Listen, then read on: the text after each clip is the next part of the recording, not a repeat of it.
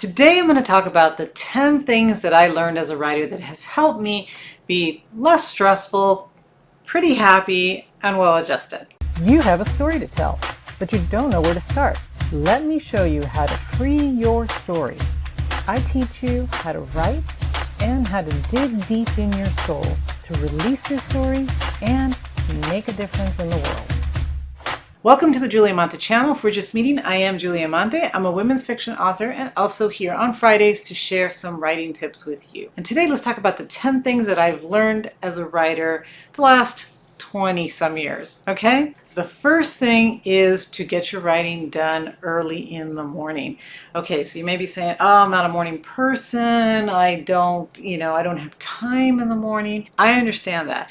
And I'm not saying like write chapters and chapters and chapters, but get some writing done in the morning. And I'll tell you why. It's definitely worth getting up just a little bit early to get some of that writing done, because it does a few things. First of all, it gives you something that you finished. Even if you just wrote like one scene before you went to work or before you started, taking the kids to school, whatever that you need to do, you got a little bit of writing done. And it makes you feel successful, and it makes you feel like at least I did something towards my writing goal. And no matter what happens the rest of the day, even if I never get back to the writing the rest of the day, I've at least gotten a little bit done, and you can feel good about that. You've made some progress towards your goal rather than doing everything else except what matters to you. So if you get a little bit of writing done in the morning before anything else starts, again, you'll feel great. But then there's also the sort of priming your brain so that you are now thinking of your story, right? You're in the scene. Even if you don't finish the scene, let's say you just write like just a few paragraphs and you don't really get to finish the scene, that's not even a bad thing, because what will happen is your mind will keep thinking about it, and you're going to want to come back to that scene. You're going to be kind of eager to get back to it and finish it. So it gets you thinking about your scene, it gets you thinking about your story for the rest of the day.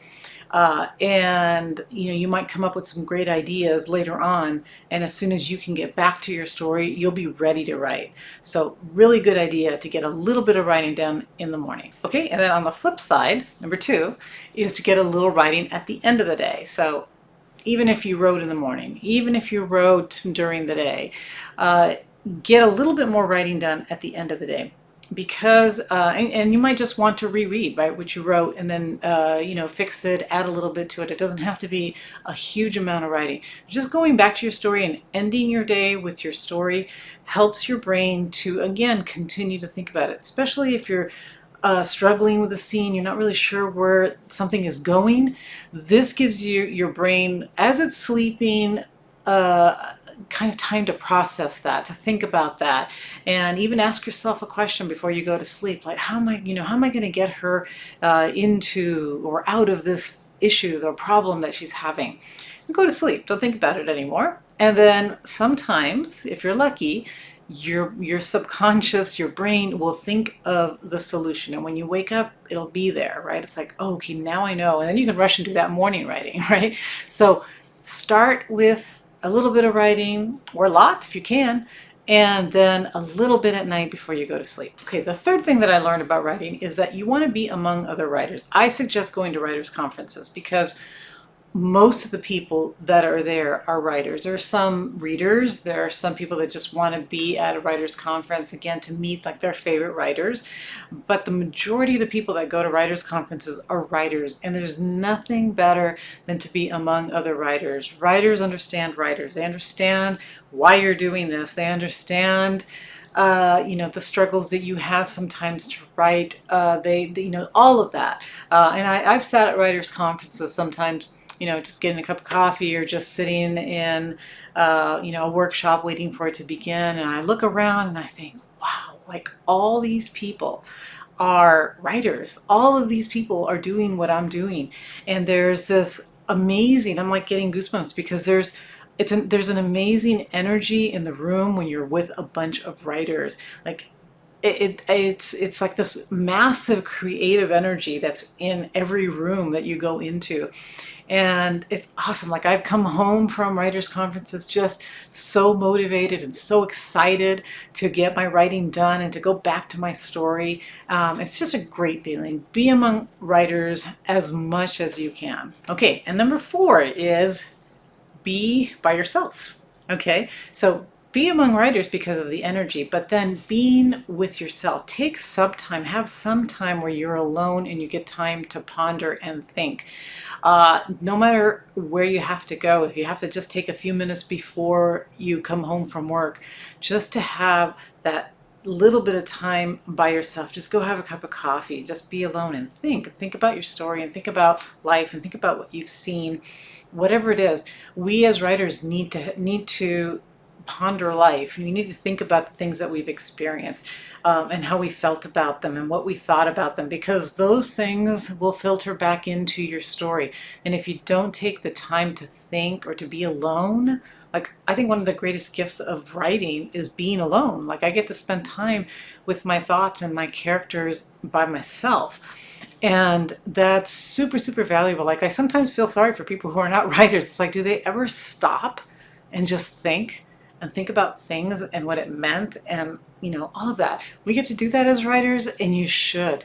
That's definitely, I think, a huge, huge gift that you have as a writer for yourself and for other people's, because once once you've thought things through, and once you've had time to kind of digest and think about what events meant, then that becomes something that you can later create stories around, or add to your stories. The fifth thing that I've learned is that you need to research even if you don't like researching. Okay, our writers, our readers deserve to have accurate information, and to know that when they're reading something, that you've done your research, you've interviewed people. If you're writing about a doctor, then your character really feels like a doctor. They embody all the characteristics of a doctor, because you've done the research and you know, like, what their daily routine is and all of that.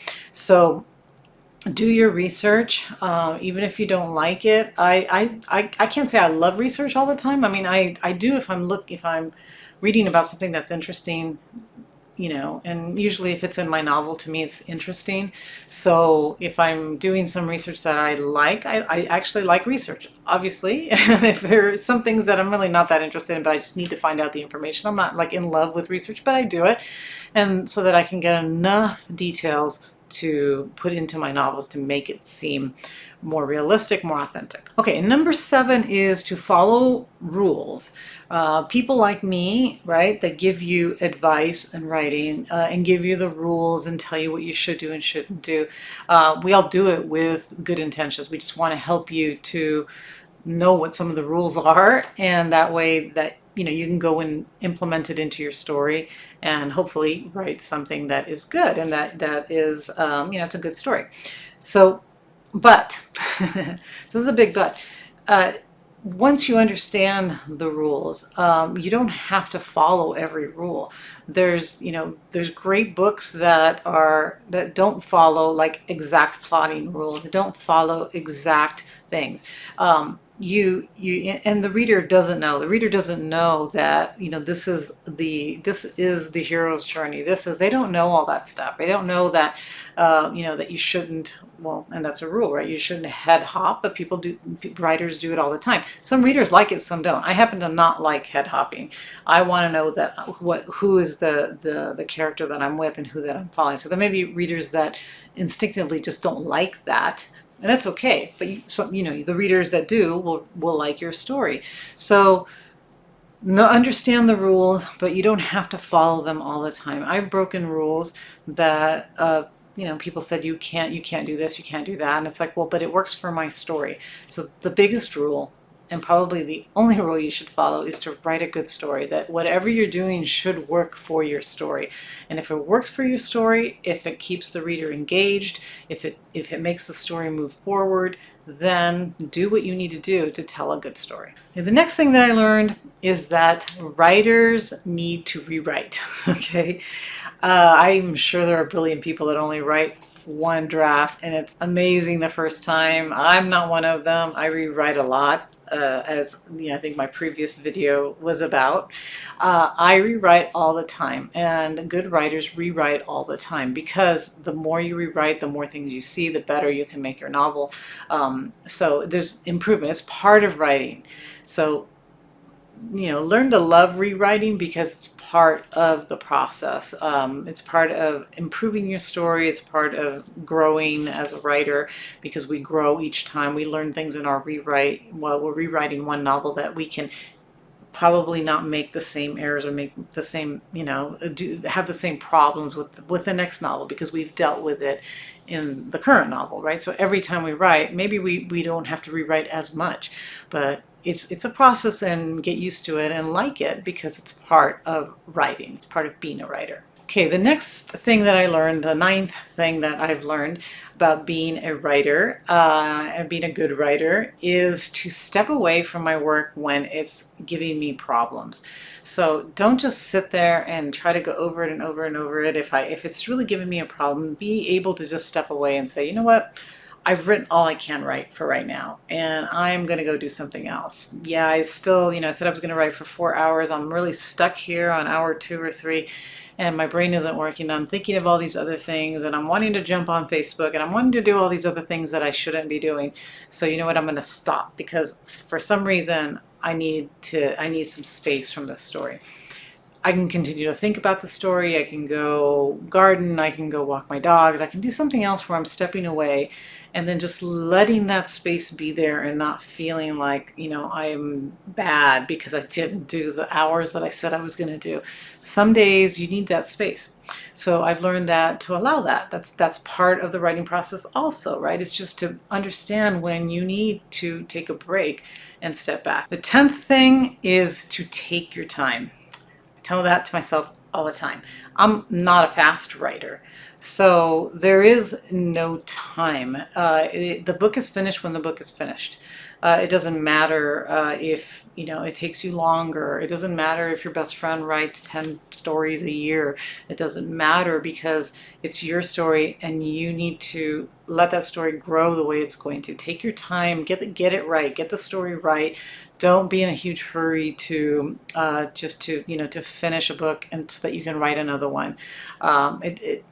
I don't really believe the rules of, you need to have so many books out. You have however many books out that need to be out. And you want to make each book that you write better than the last book. So that means taking your time, learning from your process, learning from your stories, and then moving forward from there. Rushing through your stories does not make your story better. And if you're not enjoying the writing because you're in such a hurry to finish the book, then again, what is the point of writing, right? You want to enjoy the process, you want to enjoy your story, you want to make sure that it's the best that it can be. So take your time. You're not, it's not a race. You're not in, you're not in competition with anybody else. Just take your time, pace yourself, get the story right, enjoy the writing, and you will be much happier when you're finished with the book. I will continue to learn. So this is what I, and I've learned more than this, but these are maybe it's the top 10 things that I've learned. But I will continue to grow. Hopefully 10 years from now, 20 years from now, I will know even more than I know now. I'll have, my next top 10 things that I've learned about writing and being a writer, because it's a continual learning process. It's not like I can say, well, okay, I'm published. I've been writing for 20 years. I'm an expert now. I know everything. I don't believe that. I believe that I've learned a lot, and I believe that I've matured as a writer. But I also believe that I'm always learning. I'm always learning something new. I create these videos, but I also listen to other people's videos, and it's like, oh yeah, okay, that's a great point. I really like how somebody said this, or I like the reminder that somebody gave. So it's always a learning process. It's not that you've arrived and you don't have anything else to learn. So continue to learn, continue to, read books about writing, listen to videos about writing, and continue to grow. Create your own, top 10 things you've learned from being a writer, whether you've just started writing or whether you've been writing for years. What have you learned, and how has that helped you to grow as a writer? It's a good exercise. When I started putting my ideas down, I was like, oh yeah, I did learn that, and then I learned this, right? And this is what's helped me. So I encourage you to write your own list. Okay, I hope this has been helpful to you, and that you will come back next week. So, and also, hit the like, hit the subscribe, hit all those things that I'm always telling you to do, and come back next Friday for my next video. Thank you for being here. I really appreciate you.